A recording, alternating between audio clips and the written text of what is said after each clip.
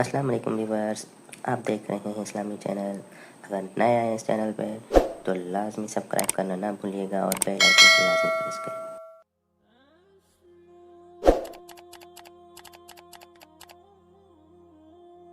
حضرت عبداللہ ابن عمر رضی اللہ تعالیٰ عنہ بیمار تھے اور انار کھانے کی خواہش تھی، تو آپ کی اہلیہ کہتی ہیں کہ انار خرید کے دیا گیا آپ کو، اور جیسے ہی انار آپ کے پاس آیا کسی نے دروازے پہ صدا دے دی، فوراً سے پہلے حکم دیا گھر والوں کو اٹھاؤ یہ انار اور بھکاری کو دے دو۔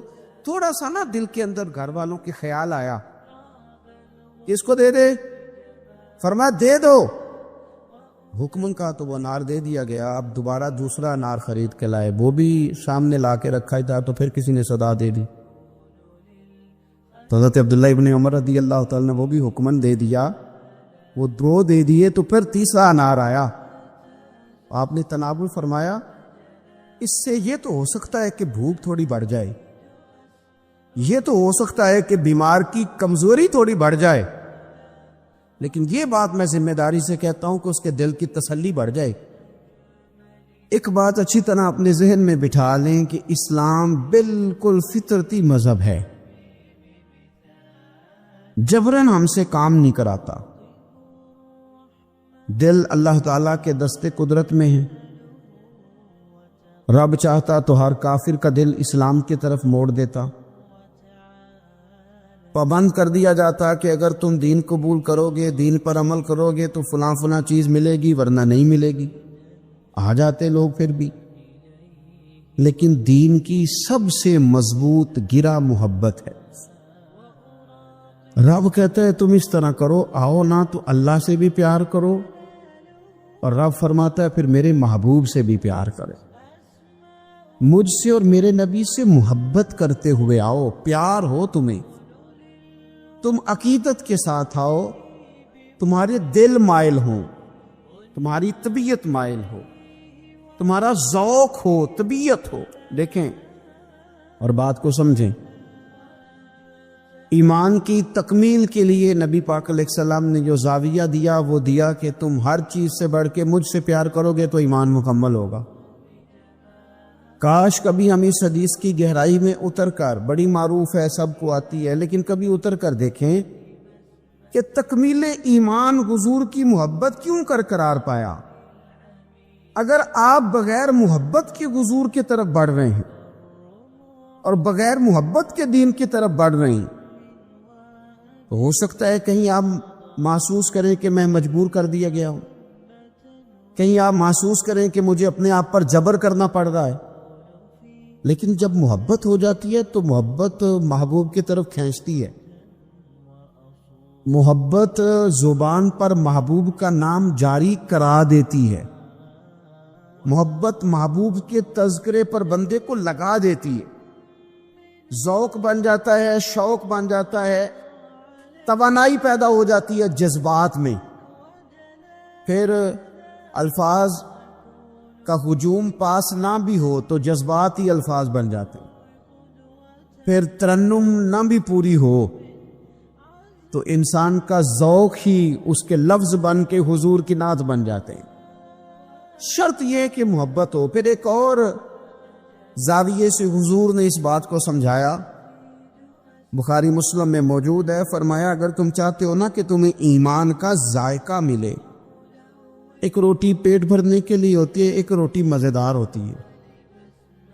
پیٹ بھرنے والی روٹی بھی بندہ مجبور ہو تو کھا کے گزارا کر ہی لیتا ہے، لیکن ایک روٹی اس طرح کی آتی ہے کہ سالن سامنے آتے ہی آنکھوں میں خوشی آ جاتی ہے، میری مرضی کا آ گیا بھائی، یہ تو میری پسندیدہ ہے۔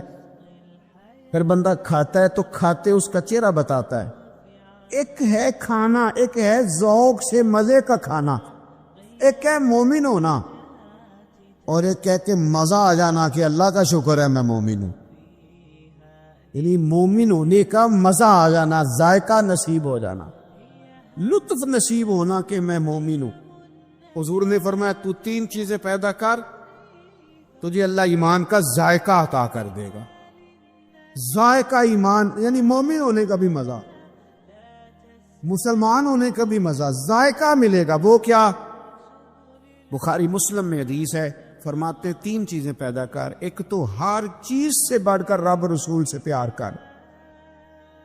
سامنے رکھنا، اپنے سامنے رکھ اولاد کو بھی، مال کو بھی، اپنے اقتدار کو بھی، کرسی کو بھی، شہرت کو بھی. یہ بتا کہ یہ چیزیں پیاری ہیں یا 2 قدم آگے بڑھ کے تجھے اللہ رسول پیارے ہیں. ہم تو تجربہ نہیں کرتے، لیکن حضرت عمر گھر سے تجربہ کر کے آئے تھے. انہوں نے آگے کہا یا رسول اللہ صلی اللہ علیہ وسلم، مجھے ہر چیز سے بڑھ کر آپ پیارے ہیں، پر مجھے جان زیادہ پیاری آپ سے. کیونکہ وہ سچ بولتے تھے نا، سچے لوگ تھے، دیانتدار، صاف کا. یا رسول اللہ صلی اللہ علیہ وسلم، میں سوالی بن کے آیا ہوں، حضور یہ مجھے جان آپ سے زیادہ پیاری ہے. تو حضور نے سینے پہ ہاتھ مارا، فرمایا ابھی ایمان مکمل نہیں ہوا. فوراً حضرت عمر بولے کہ یا رسول اللہ حکم کریں، بات بدل گئی ہے، اب آپ مجھے میری جان سے بھی زیادہ پیارے ہو گئے. فرمایا اب ایمان مکمل ہو گیا. ایک تو حضور نے فرمایا کہ ہر چیز سے بڑھ کر رب رسول سے پیار کرو، اور دوسرا نبی پاک نے فرمایا جس سے بھی پیار کرو اللہ رسول کے لیے ہی کرو. انہی محبتوں کا مرکز رب رسول ہوں. یہ سیاسی وابستگیاں، منہ رکھنے کے لیے تعلقات، ضرورت پڑی تو بندہ کام آ جائے گا، چونکہ میری مجبوری ہے، چونکہ مجھے ضرورت ہے، یہ بیچ میں سے نکال دو. خالص اللہ کے لیے کسی سے پیار کرو، مزہ آئے گا ایماندار ہونے کا. اور تیسرا حضور نے فرمایا کفر میں جانا تمہیں اتنا ناپسند ہو جتنا آگ میں جانا ناپسند ہے، پھر تمہیں ایماندار ہونے کا مزہ آئے گا، سرور آئے گا. اور جب ایماندار ہونے کا سرور آئے گا پھر انشاءاللہ نماز پڑھنے کا بھی آئے گا، پھر قرآن پڑھنے کا بھی آئے گا، پھر سنت پر عمل کا بھی آئے گا، خدمت دین کا بھی آئے گا. آپ جب یہ چیزیں پیدا کر لیتے ہیں، حضور کی محبت اپنی طبیعت میں ڈھال لیتے ہیں، پھر کوئی چیز خشک نہیں رہ جاتی. ہمارا یہ مسئلہ بن گیا کہ ہم نہ ہر چیز اجتماعی کے قائل ہوتے جا رہے ہیں. ادھر ساری دنیا جائے گی، میں بھی ادھر جاؤں گا، تو یہ کوئی کمال تو نہیں نا. اور مرحوم اعظم نے تو کہا تھا اعظم ہمارے ہاتھ سے پیمانہ ہی گر گیا، ہر بلحوث کے ہاتھ میں پیمانہ دیکھ کر. کہتے سارے ادھر چل پڑے تھے تو اب میں نے یہ رستہ چھوڑ دیا ہے. اب میں کسی وہ شاید فراز نے کہا تھا کہ شدت تشنگی میں بھی غیرت میں کشی رہی. بڑی پیاس تھی پر پھر بھی ہم نے غیرت سے پیا جو بھی پیا. شدت تشنگی میں بھی غیرت میں کشی رہی. اس نے جو پھیر لی نظر تو ہم نے بھی جام رکھ دیا. تو ساری دنیا جا رہی ہے تو پھر ہم نے جانا ہے، یہ تو بات ہی ٹھیک نہیں. بھئی اب سارے چونکہ کہہ رہے ہیں 1 ربیع الاول سے 12 ربیع الاول تو اظہار محبت کرنا ہے، تو ٹھیک ہے میں بھی کر دیتا ہوں. یہ محبت جو ہے نا، محبت موسموں کی پابند ہے. 1 محرم سے 10 محرم تک محبت اہل بیت آپ کریں تو محبت اہل بیت تو ایمان ہے. آپ فقط 1 سے 12 ربیع الاول تک ذکر کریں تو یہ تو ایمان ہے. محبت یہ تو ہر وقت ہونی چاہیے تھی. اجتماعی محبت کا ماحول جو ہم بناتے جا رہے ہیں نا کہ اب ساری دنیا یہ بات کر رہی ہے تو لہذا میں بھی کروں، تو یہ ٹھیک نہیں. کیوں؟ اس لیے کہ سارا مکہ جب مخالفت کرتا تھا اور معاذ اللہ ثم معاذ اللہ طرح طرح کی باتیں کرتا تھا، اس وقت عشق کے سب سے بڑے پیغامبر بن کے حضرت صدیق اکبر کھڑے ہو گئے. انہوں نے بتایا تھا کہ محبت معنیوں الفاظ میں آیا نہیں کرتی، اور یہ وہ شے ہے جو لفظوں میں سمایا نہیں کرتی. ہم کیا اس کو اس طرح پابند کریں گے کہ پہلے سارے پیار کریں تو پھر ہم نے کرنا؟ نہیں، کوئی کرتا تو نہ کرے نا. ہمیں تو پیار ہو گیا ہے مدینے والے سے، ہو گیا ہے تو بس ہو گیا ہے. ان لوگوں نے ہمیں بتایا ہے کہ یہ اس طرح کا ماحول نہ بناؤ کہ اب ساری دنیا چل رہی ہے تو میں نے بھی چلنا ہے. حضور کی محبت ایمان ہے. محبت جو ہوتی ہے نا وہ تو ڈھال دیتی ہے بندے کو، کچھ چیزوں پر مجبور کر دیتی ہے. حضرت عتبہ رضی اللہ تعالیٰ عنہ فرماتے ہیں ایک سادے سے، خوبصورت سے، میٹھے سے، تھوڑے جملے بولنے والے صحابی. کچھ لوگ اپنی سادگی میں مست رہتے ہیں. وہ بالکل ایسے نہ یکدم حضور کے سامنے کھڑے ہوئے آ کے عرض کرتے ہیں یا رسول اللہ صلی اللہ علیہ وسلم طبیعت مبارک ٹھیک ہے, چہرے پہ کمزوری ہے. تو محبوب نے فرمایا میں نے کچھ دنوں سے کھانا نہیں کھایا. فقر اختیاری ہے میرے نبی پاک کا, یہ دو جہاں کے شاہ ہیں, بس پاس کچھ رکھتے نہیں, اختیاری فقر ہے, بس کھجور پانی پہ گزارا ہے, کئی دنوں سے کھایا نہیں. صحابی نہ دوڑے گئے گھر میں, ٹٹولا سارے گھر کو, کوئی چیز نہیں ملی کھانے کی. دوست احباب سے پوچھا, کوئی چیز میسر نہ آئی. بنو قریظہ یہودیوں کا علاقہ تھا, ان کے باغات تھے, پہنچ گئے. ایک شخص سے جا کے کہا مزدوری ملے گی.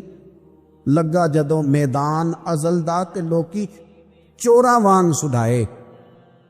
کسی نے لوٹ لئی علم دی دولت تے اس ہاسے چولی پائے. آ سجنا ویخ جہالت ساڈی, اسی عشق خرید لے آئے. کوئی مزدوری ملے گی؟ اس نے کہا ہاں, اس درختوں کو پانی دینا ہے. مزدور آیا نہیں, تو پانی بھی ذرا کنویں میں گہرا ہے, اگر ایک ڈول پانی کا نکالو تو ایک ڈول کے بدلے ایک کھجور دوں گا. صحابی نے جھولی اپنی پھیلائی کھجوریں ڈالنے کے لیے. ایک ڈول پانی کا نکال کے وہاں رکھتے, ایک کھجور جھولی میں ڈالتے. ایک ڈول نکال کے رکھتے, ایک کھجور جھولی میں ڈالتے. جب جھولی پوری بھر گئی کھجوروں سے تو خوشی خوشی ہنستے مسکراتے. تحفے میں جذبہ ہونا چاہیے, تحفے کی قیمت اس کا جذبہ ہوتا ہے. آپ مہنگا تحفہ لے کے آئیں اور ہیں آپ سیاستدان, نکلوانا آپ نے کوئی کام ہے, تو وہ تو سیاسی رشوت ہے, وہ تحفہ تھوڑی ہے. تحفے کا بھی کبھی وزن ہوتا ہے, تحفے کی بھی کبھی قیمت ہوتی ہے, تحفے کے بھی جو خلوص ہوتا ہے. جھولی بھری ہوئی کھجوروں کی لا کے مصطفیٰ کریم کی بارگاہ میں پیش کی, ہاتھوں پہ چھالے, وجود پر بظاہر مٹی لگی ہوئی, لا کے وہ سارا کچھ حضور کی بارگاہ میں پیش کیا. کریم محبوب نے کھجور اٹھائی, اٹھا کے کھائی, اور کھاتے ہی آنکھوں میں آنسو آئے. فرمایا تجھے کس نے مجبور کیا تھا یہ کام کرنے کو؟ کس نے مجبور کیا؟ تو نہیں, کچھ لوگ سادے ہوتے ہیں, انہیں زیادہ باتیں نہیں آتی, وہ لفظوں کے ہیر پھیر میں قابو نہیں کر سکتے, لیکن ان کی عقیدت بڑی پکی ہوتی ہے, ان کی باتیں بڑی خوبصورت ہوتی ہیں, لہجہ اتنا حسین ہوتا ہے کہ سمجھ آتی ہے کہ چھلک کیا رہا ہے لہجے سے. کس چیز نے مجبور کیا؟ تو لمبی بات کوئی نہیں کی, کہنے لگے حضور سادی سی بات ہے, ہمیں کون مجبور کر سکتا ہے, ہمیں تو آپ کی محبت نے ہی مجبور کیا ہے. بس یہ محبت ہے نا, پیار ہو گیا نا, یہ پیار ہو گیا تو بس نکل گئے, دوڑ آئے, اس محبت نے مجبور کیا, چلا گیا. خوشخبری نہیں, جو بظاہر خوشخبری ہوتی ہے وہ نہیں حضور نے سنائی, بلکہ نبی کریم نے فرمایا پھر تیاری کر. اگر تو محبت کرتا ہے تو پھر فقر کے لیے تیار ہو, ان مشکلات کے لیے تیاری کر. کیونکہ جو مجھ سے محبت کرتا ہے نا, اس کی طرف تو فقر یوں آتا ہے جس طرح گہری زمین پر سیلاب آتا. پھر تو تیاری کر, پھر تیاری کر. میرے رسول پاک کے غلاموں نے نا حضور سے پیار کیا اور صحیح والا کیا. میں پھر کہہ رہا ہوں, اور بات جہاں سے میں نے شروع کیا میں وہیں پہ ہوں. اجتماعی محبت نہیں کہ اب سارے چل رہے ہیں تو چلو میں بھی, یہ والا انداز نہیں. بس محبت ہو گئی, بس پیار ہو گیا, یعنی غلامی کر لی. اس طرح نہیں کہ اب چونکہ سارے کہہ رہے ہیں, یعنی تعریف تو وہ ہوتی ہے کہ جب کوئی نہ کرے تو پھر بندہ اٹھ کے کرے. یعنی پیار تو وہ ہوتا ہے کہ جب کوئی دعویٰ نہ کرے تو بندہ کہے نہیں یار شخصیت پیار کے قابل ہے, پھر بندہ پیار کرے. صحابہ کرام علیہم رضوان کا جو انداز ہے نا, وہ سوسائٹی کو دیکھ کر نہیں بنا, وہ معاشرے کو دیکھ کر نہیں بنا, حالات کو دیکھ کر نہیں بنا. بلکہ ان کی روح نے گواہی دی کہ مدینے والے سے پیار کرنا چاہیے۔ اقبال کہتے ہیں خیرت نے کہہ بھی دیا لا الہ الا اللہ تو کیا حاصل، دل و نگاہ اگر مسلمان نہیں، دل و نگاہ اگر دل و نگاہ، دل اور آنکھ، دل و نگاہ اگر مسلمان نہیں تو پھر کچھ بھی نہیں۔ دل سے پوچھ وہ مومن ہے کہ نہیں، تیری پیشانی تو اللہ کی بارگاہ میں جھکتی ہے، تیرا وجود تو جھکتا ہے، دل سے پوچھ اس کا کیا حال ہے۔ یہ تعصبات ان کو پھیلایا جاتا ہے، اس پر محنت کی جاتی ہے، ہم گروہ پرست ہوتے جا رہے ہیں معاذ اللہ حق پرست ہونے کی بجائے۔ ہمیں گروہ میں نہیں بٹنا، ہمیں حق دیکھنا ہے کدھر ہے، حق کا سفر کرنا ہے۔ قرآن مجید سورۃ المائدہ آیت نمبر 8 اللہ کریم نے فرمایا یا ایھا الذین آمنوا کونوا قوامین للہ شہداء بالقسط، اے ایمان والو اللہ کے حکم پر خوب قائم ہو جاؤ اور انصاف کے ساتھ گواہی دو۔ اللہ کے لیے قائم ہو جاؤ، کھڑے ہو جاؤ، انصاف کے ساتھ گواہی دو۔ قرآن مجید کا انداز دیکھیے گا سمجھانے کا، فرمایا وَلَا يَجْرِمَنَّكُمْ شَنَآنُ قَوْمٍ عَلَىٰ أَلَّا تَعْدِلُوا، کسی قوم کی دشمنی تمہیں وہاں نہ لے آئے کہ تم انصاف چھوڑ دو۔ دشمنی اختلاف اپنی جگہ پہ اور انصاف اپنی جگہ پہ، سامنے دشمن بھی ہو تو کرنا تم نے انصاف ہی ہے۔ جب ترازو پکڑنا ہے تو تولنا تم نے، یہ میرے رب کا ارشاد ہے، یہ قرآن پاک ہے۔ کسی قوم کی دشمنی تمہیں انصاف سے نہ روک دے، اے دلو عدل کرو، واقرب للتقوی، یہ پرہیزگاری کے زیادہ قریب ہے۔ نماز، روزہ، حج، زکوٰۃ یہ تو عبادت ہے، لیکن پرہیزگاری کیا ہے کہ تم عدل کرو، انصاف والے ہو جاؤ، ترازو صحیح کرو۔ واتقوا اللہ، اللہ سے ڈرو، ان اللہ خبیر بما تعملون، بے شک اللہ کو تمہارے کاموں کی خبر ہے۔ اللہ کو پتہ ہے، کسی کو پتہ نہ بھی ہو تو اللہ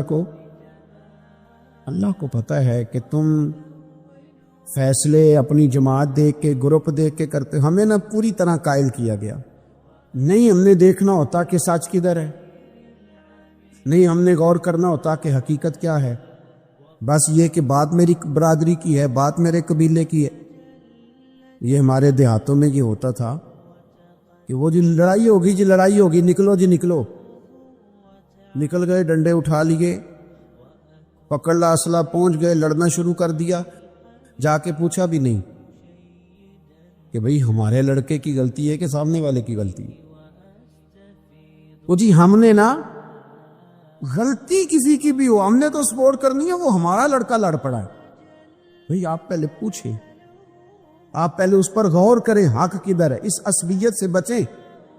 نبی پاک صلی اللہ علیہ وسلم نے فرمایا جس نے کسی کو کسی گروہ کے نام پہ بلایا اس نے جاہلیت کے لیے بلایا، وہ جاہلانہ لڑائی لڑ رہا ہے جو عصبیت پہ، گروپ پہ، برادری کے نام پر آگے نکلا ہوا۔ اب تو پیران عظام، مذہبی جماعتیں وہ کہتی ہیں صرف ہم ٹھیک ہیں، نہ کریں یار، آپ امت میں نئی امت تو نہ قائم کریں، ان کو رسول اللہ کا غلام بنائیں، ان کو آپ مختلف جگہوں پہ نہ تقسیم کریں، آپ اہل حق صحیح العقیدہ لوگ خدا را اپنے ذہن کو بڑا کرے، وسعت سوچوں میں لائے، گروہ بندی کی سوچ پیدا کرنا، سطحی سوچ پیدا کرنا۔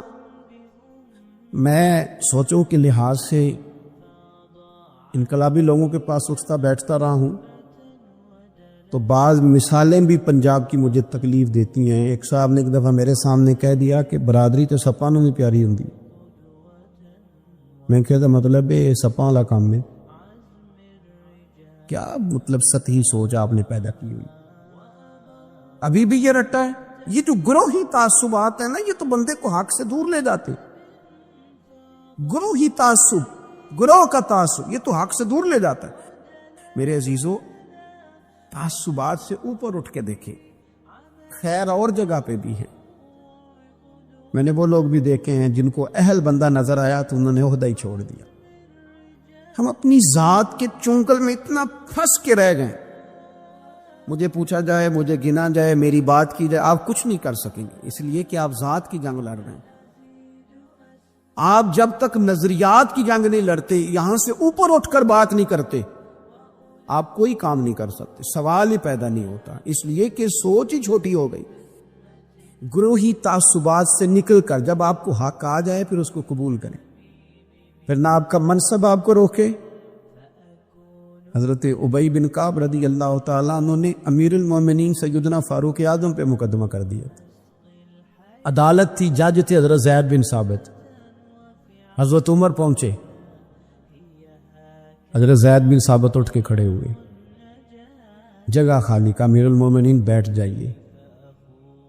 آپ فرمانے لگے زید یہ تم نے ناانصافی کی، ہم دونوں آئے تھے مقدمہ لے کے، یا تو دونوں کے لیے جگہ بناتے، تم نے ٹھیک نہیں کیا.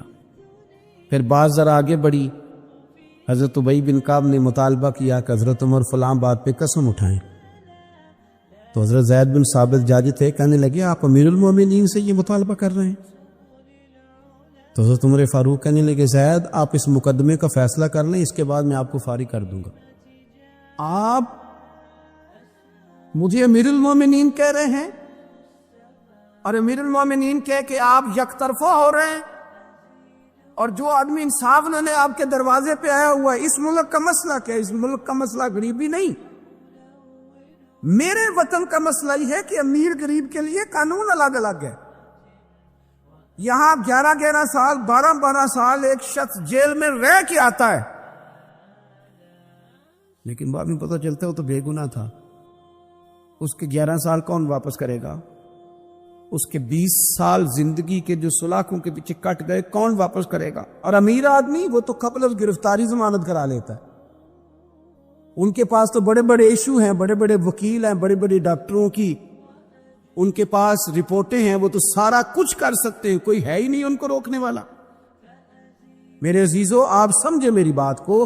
حضرت عمر فاروق فرمانے لگے یہ فیصلہ کر لیں، اس لیے کہ حضرت عمر اگر صرف اپنا سوچتے تو نظریہ نہیں بچتا تھا.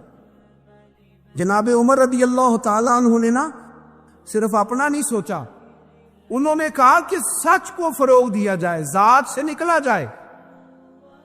آپ فرمانے لگے تو نہ عمر کو کسی اونچی اڑان میں مبتلا نہ کر، عمر کو پتہ ہے عمر کیا ہے، اسے وہ دور یاد ہے جب وہ اونٹ چرایا کرتا تھا. لہذا میرے لیے وہی فیصلہ کر جو فیصلہ کرنے کا طریقہ قرآن و سنت نے ہمیں عطا فرمایا ہے. آپ نکلیں ذرا ذات پات کے چنگل سے. یہ جو بت پال لیے نا، اقبال کہتے ہیں گرچہ بت ہے جماعت کی آستینوں میں، جماعتوں کے بت تو نہ بناؤ، تنظیموں کو بت تو نہ بناؤ، آپ برادری کو بت تو نہ بناؤ، آپ رنگ نسل کو بت تو نہ بناؤ. اگرچہ بت ہیں جماعت کی آستینوں میں، پر مجھے ہے حکم اعزاں لا الہ الا اللہ. یہ ٹوٹ جائیں گے لا الہ الا اللہ کی ضرف. وسیع الظرف، وسیع المزاج بنے، وسیع المشرب بنے.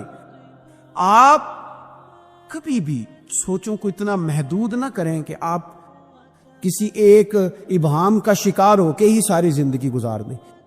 کیا مسئلہ تھا عرب کے لوگوں کو؟ مسئلہ کیا تھا؟ صرف اتنا. ایک عجیب روایت ہمیں ملتی ہے سیرت کی کتابوں میں. میرے نبی پاک صلی اللہ تعالی علیہ وسلم نا رات کے وقت پہاڑ کی چوٹی پہ بیٹھ کے قرآن پاک کی تلاوت کرتے تھے. حضور نا رات کے وقت قرآن پاک کی تلاوت کر رہے تھے، نبی کریم تلاوت کر رہے تھے. اور جب یاسین والے نبی خود یاسین پڑھے، والضحیٰ والے محبوب جب خود والضحیٰ کی تلاوت کریں، مدثر والے محبوب جب خود مدثر پڑھے، تو انداز ہی نرالو. حضور قرآن پاک کی تلاوت کر رہے تھے تو اس تلاوت کی نا آواز گونجی. کہاں تک پہنچی؟ ابو جال بھی کسی جھاڑی میں چھپ کے حضور کا قرآن سننے لگا. سریلی اتنی تھی، اس میں لطف ہی اتنا تھا. ابو سفیان بھی آ گئے، کسی جھاڑی میں چھپ کے قرآن سننے لگے. اخنس بن شریک بھی آ گیا. تھوڑا نہیں سنا، ساری رات ہی حضور کی تلاوت سنتے ہوئے، ساری رات تلاوت. صبح ملاقات ہوگی، تو کدھر آیا تھا، تو کدھر آیا تھا، تو آج کے بعد نہ آئے کوئی بھی۔ لیکن کہتے ہیں اگلے دن سوئے تو بے چین کیا حضور کی آواز نے، پھر اٹھے، تینوں آ کے پھر مختلف جگہوں پہ بیٹھ گئے، سویرے پھر ملاقات ہو گئی، آج کے بعد نہیں آنا، تو بھی نہ آنا، تو بھی نہ آنا۔ پر کہاں چین لینے دے حضور کی میٹھی آواز، کہاں چین لینے دے حضور کی میٹھی آواز۔ تینوں پھر اٹھ گئے، کئی دن آتے رہے، ایک دن طے ہوا کہ آج کے بعد بالکل نہیں آنا، جو آئے گا سزا ملے گی، ہو گئی بات طے۔ اخنس بن شریح کہتے ہیں میں سویرے ابو جہل کے گھر گیا، میں نے کہا سن ایک دن نہیں کئی راتیں تو نے بھی سنا میں نے بھی سنا، دل پہ ہاتھ رکھ کے بتا وہ جو پڑھتے ہیں وہ حق سچ ہے کہ نہیں، کھری بات کا سنا تو نے بھی سنا میں نے بھی، ساری رات سنا، بتا بات سچی ہے کہ نہیں؟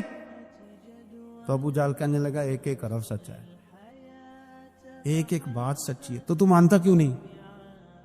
پھر تو مانتا کیوں نہیں؟ تو جو ابو جہل نے جواب دیا، خدا را اس پہ غور کرنا، میری منت سمجھ کر اس بات پہ غور کرنا، او پھر تو مانتا کیوں نہیں؟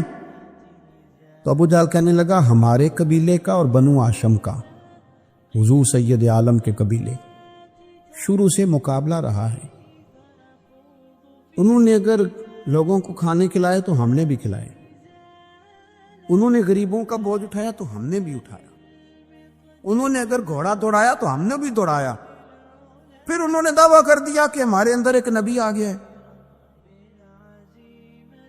اب ہم کیسے مان جائیں اس قبیلے میں نبی آ گئے؟ پہلے کیا کہہ رہا ہے؟ بات بالکل حق ہے، اب کیا کہہ رہا ہے؟ اس کے کہنے کا مطلب یہ ہے کہ اگر میرے قبیلے میں نبی آتا تو میں مان جاتا۔ او خدا کے بندو، یہ برادری کا بت، قبیلے کو جو بت بنا لیا معاذ اللہ، وہ تعصب بن کے آڑ بن گیا، گروہ پرست ہو گئے۔ وہ کہنے لگا اس کا مطلب یہ تھا کہ میرے قبیلے میں ہوتے تو میں مان جاتا، قبیلہ دوسرا ہے۔ خدا را ان بتوں کو توڑنے کی ضرورت ہے۔ کاش ابو جہل یہ سمجھتا کہ یہ تو رب کی تقسیم ہے نا، واللہ یختص برحمتہ من یشاء، وہ کہتا ہے میں جس کو چاہتا ہوں اپنے فضل سے اپنا خاص بنا لیا کرتا۔ لیکن یہ گروہی تعصبات، قرآن مجید آپ دیکھیں نا تو یہودیوں کے بارے میں اللہ فرماتے ہیں کیونکہ تورات میں بھی حضور کی شانیں، زبور میں بھی حضور کی شانیں، انجیل میں بھی حضور کی شانیں، ہر جگہ اللہ نے اپنے حبیب کے تذکرے کیے۔ رب کریم فرماتا ہے محبوب یہ جو یہودی ہیں نا، یعرفونہ کما یعرفون ابناءہم، قرآن مجید کے الفاظ پہ غور کیجئے، کہا محبوب یہ آپ کو اس طرح جانتے ہیں، اس طرح پہچانتے ہیں جس طرح کوئی اپنے بیٹے کو پہچانتا ہے۔ جڑواں بچے ہوں نا، جڑواں شکلیں بھی ایک جیسی ہوں تو اور کوئی پہچانے نہ پہچانے، باپ اور ماں پہچانتے ہیں کہ یہ فلانا ہے، اور یہ ان کو پتہ چلتا ہے۔ کہا محبوب جس طرح یہ اپنے بچوں کو پہچانتے ہیں نا، اس طرح آپ کو جانتے ہیں۔ لیکن وہ کہتے پتہ کیا تھے؟ وہ کہتے تھے کہ ہم وہ والی وحی مانیں گے جو ہم پہ آئی ہے، جو بنی اسرائیل کے نبی آئے ان کو مانیں گے۔ یہ چونکہ حضرت اسماعیل علیہ السلام کی اولاد میں سے ہے رسول رحمت صلی اللہ علیہ وسلم، لہٰذا نہیں مانیں۔ وہ جو گروہی تعصب تھا نا، قبیلے کا تعصب گروہی، وہ لے ڈوبا۔ وہ تورات پڑھ کے بھی، انجیل پڑھ کے بھی، بلکہ وہ لوگوں کو کہا کرتے تھے رسول آنے والے ہیں، رسول آنے والے ہیں، رسول آنے والے ہیں، لیکن حضور آ گئے حضرت ابراہیم کی اولاد میں سے، حضرت اسماعیل کی اولاد میں سے۔ انہوں نے کہا جی وہ تو ہمارے قبیلے میں ہوتے تو ہم مانتے۔ میں نے بھی غور کرنا ہے، آپ نے بھی غور کرنا ہے۔ یہ سوچیں تو یہودیوں کی ہے کہ فلانا میرے قبیلے سے ہو تو پھر مانتا ہوں، فلانا فلانی جگہ ہو تو۔ یہ تو سوچ ہماری نہیں، ہمارے اندر کیسے آ گئی؟ ہم نے کس دبدبے سے اپنے بچوں کو یہ بات سکھائی کہ تم فلانے چودھری کا بیٹا اور فلانے کمی کے بیٹے سے تو کھیل رہا ہے؟ یہ سوچ پیدا کیسے ہوئی؟ کون تھا جو یہ سوچے لایا؟ کہاں سے یہ پنپی، کہاں آ کے پروان چڑھی؟ اس بنیاد پر لوگوں نے الیکشن لڑے کہ یہ پنجابی ہے، یہ سندھی ہے، یہ بلوچی ہے، یہ فلانا ہے، اس بنیاد پر لوگوں کو تقسیم کیا، اور لوگ اتنے مائل ہوئے کہ ان بنیادوں پر ووٹ دینے لگے، ان نعروں کے قائل ہو گئے، ان سطحی بنیادوں پر آ کے انہوں نے کام کیا۔ دیکھیں میں کہہ چکا ہوں